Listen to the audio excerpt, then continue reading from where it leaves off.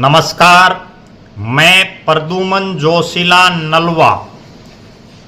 लोकसभा चुनाव में विपरीत परिस्थितियों में भी 5 लोकसभा की सीटें जीतने के बाद कांग्रेस पार्टी हरियाणा प्रदेश में विधानसभा चुनाव हर हालात में जीतने के लिए चुनावी मैदान में उतर चुकी है और चुनाव प्रचार का जिम्मा पूरी तरह से पार्टी को चुनाव जिताने का जिम्मा कांग्रेस पार्टी के राष्ट्रीय महासचिव और हरियाणा प्रदेश के प्रभारी, जो साथ में दिल्ली के भी प्रभारी हैं, दीपक बाबरिया ने ले लिया है। दीपक बाबरिया लगातार समाज के उन वर्गों के लोगों से उन्हीं के क्षेत्रों में जाकर के मिल रहे हैं जिनकी अभी तक किसी ने शुद्ध लेने का काम नहीं किया। कांग्रेस पार्टी अपना घोषणा पत्र हरियाणा प्रदेश के लिहाज से चुनाव के दौरान जारी करेगी। जिस तरह से कांग्रेस पार्टी के बड़े नेता और वर्तमान में विपक्ष के नेता राहुल गांधी जी ने देश भर में पहले अपनी जो उनकी भारत जोड़ो यात्रा थी और उसके बाद जो उनकी न्याय यात्रा थी, उनके जरिए पूरे भारत देश की आम जनमानस से, उन लोगों से जो हर प्रकार से वंचित रहे हैं अभी तक, चाहे वो आर्थिक रूप से हों, सामाजिक रूप से हों, राजनीतिक रूप से हों, जिनका बहुत ज़्यादा प्रभाव नहीं रहा हो, उन तमाम लोगों से भी उन्होंने जगह जगह बात की और उसका परिणाम ये रहा कि कांग्रेस पार्टी ने जो अपना घोषणा पत्र लोकसभा चुनाव के नजरिए से जारी किया, उसी का ये परिणाम रहा। राहुल गांधी का लोगों से जिस तरह का जुड़ाव रहा, उसका ये परिणाम रहा कि कांग्रेस पार्टी 10 सालों के बाद भारतीय जनता पार्टी से सीधा मुकाबला करने की स्थिति में आ गई है।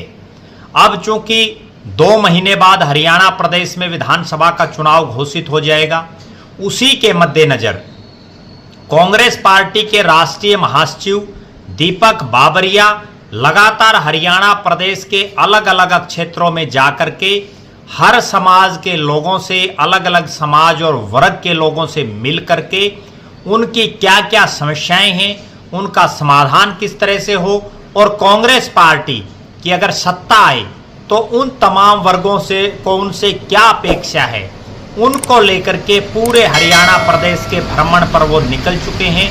हरियाणा प्रदेश में लगातार वो अलग अलग कार्यक्रमों का आयोजन कर रहे हैं।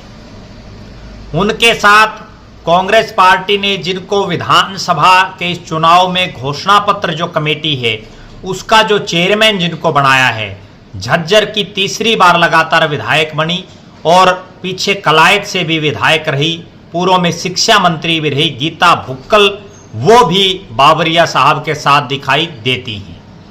अभी 1 जुलाई को कैथल के अंदर जो हरियाणा प्रदेश के बीच में आता है लगभग, वहां ओड न्याय सम्मेलन का आयोजन किया गया। ओड न्याय सम्मेलन में ओड समाज जो एससी वर्ग में आता है और एससी वर्ग में भी वो काफ़ी जो पिछड़ा हुआ माना जाता है, जिनकी ना राजनीतिक भागीदारी बहुत बड़ी है, ना आर्थिक रूप से वो बहुत ज़्यादा सक्षम है।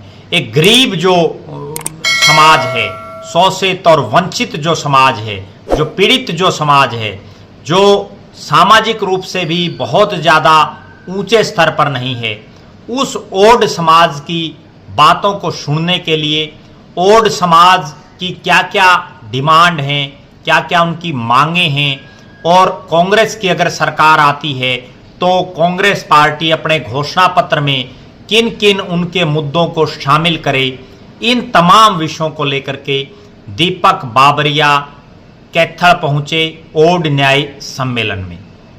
इस सम्मेलन में उन्होंने अपनी बात रखी, गीता भुक्कल ने अपनी बात रखी और उसके बाद तमाम जो नेता हैं ओड समाज के, जो ओड समाज का प्रतिनिधित्व कर रहे हैं, जो शख्स ओड समाज के में जन्मे हैं, ओड समाज की जो सामाजिक जो संरचना है उसको और आगे ले जाने का काम कर रहे हैं, राजनीति में जो सक्रिय हैं, उन तमाम लोगों ने अपनी बातें रखने का काम किया।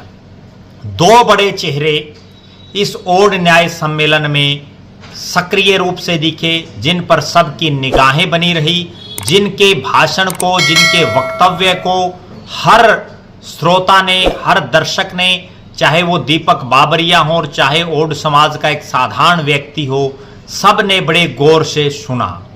वो दो शख्स दोनों ही उकलाना विधानसभा क्षेत्र से चुनावी तैयारियों में जुटे हुए हैं।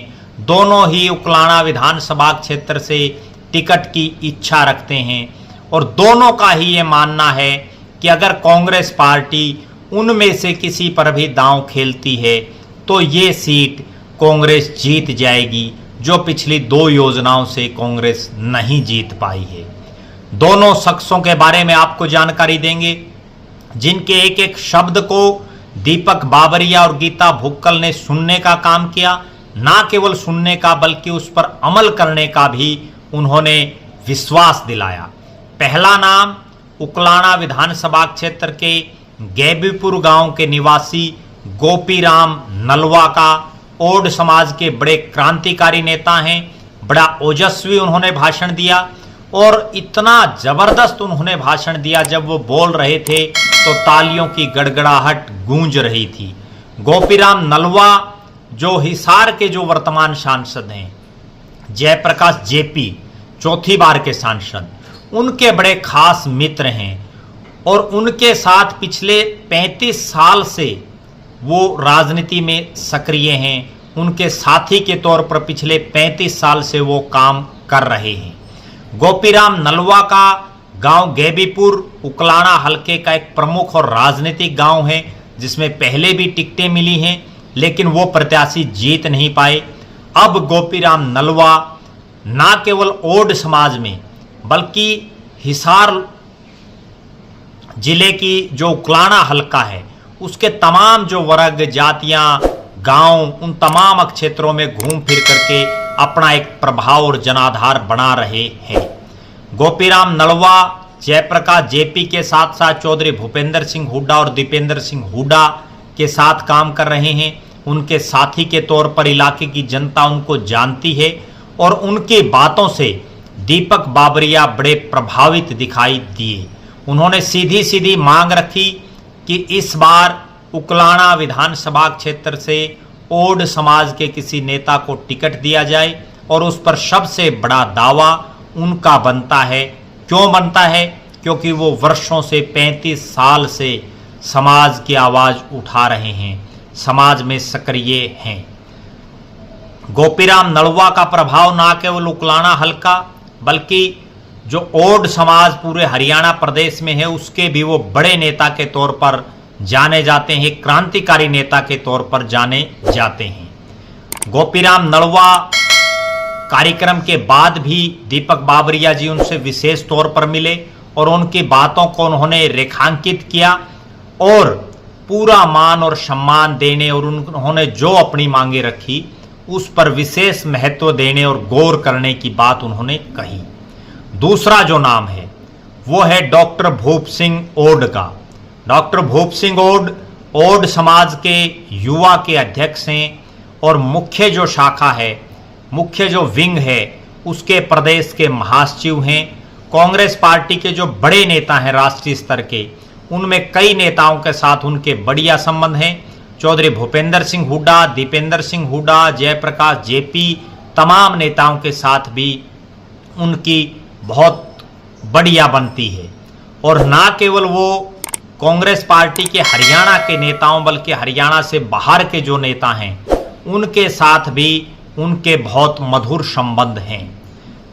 लोकसभा चुनाव में भी चाहे वो गोपीराम नलवा हो चाहे डॉक्टर भूप सिंह हो, दोनों ने जयप्रकाश जेपी को जिताने के लिए दिन रात मेहनत की, दीपेंद्र सिंह हुड्डा को जिताने के लिए दिन रात मेहनत की और उनका परिणाम ये रहा कि दोनों के इलाकों से जयप्रकाश जेपी और दीपेंद्र सिंह हुड्डा जीत गए।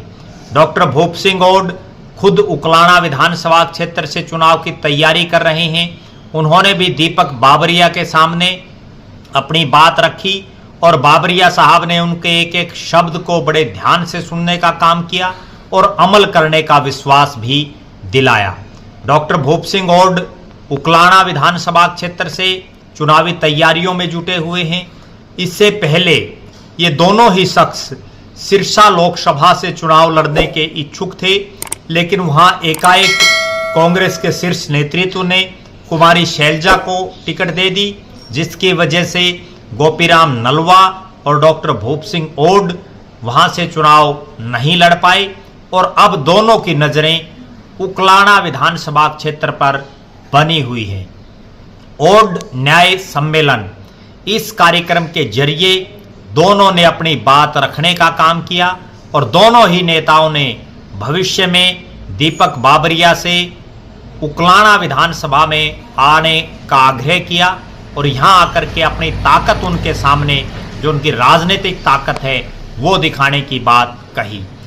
अब चूंकि ओड समाज के इन दो नेताओं के अलावा बाकी जितने नेता वहां उपस्थित थे, उन सब ने भी 2 सीटों की मांग की है और ऐसा लग रहा है जिस तरह के हालात इस बार उकलाना विधानसभा क्षेत्र में दिखाई दे रहे हैं, तो ओड समाज को कांग्रेस पार्टी 1 सीट दे सकती है और उस सीट पर सबसे बड़ा दावा, सबसे पुख्ता दावा उकलाना हलके में ही बनता है। और उकलाना विधानसभा क्षेत्र में इन दोनों नेताओं में से किसकी लॉटरी लगती है, ये भविष्य के गर्भ में है। इस पर हमारी नज़रें बनी रहेंगी। आप लगातार हमारे साथ बने रहें। हमारे फेसबुक पेज को लाइक और फॉलो करें, यूट्यूब पर चैनल को सब्सक्राइब करें, बेल आइकन घंटी का बटन अवश्य दबाएं, वीडियो को ज़्यादा से ज़्यादा शेयर करें, अपने बहुमूल्य कमेंट्स अवश्य लिखें। बहुत बहुत धन्यवाद। आपका अपना प्रद्युमन जोशीला नलवा।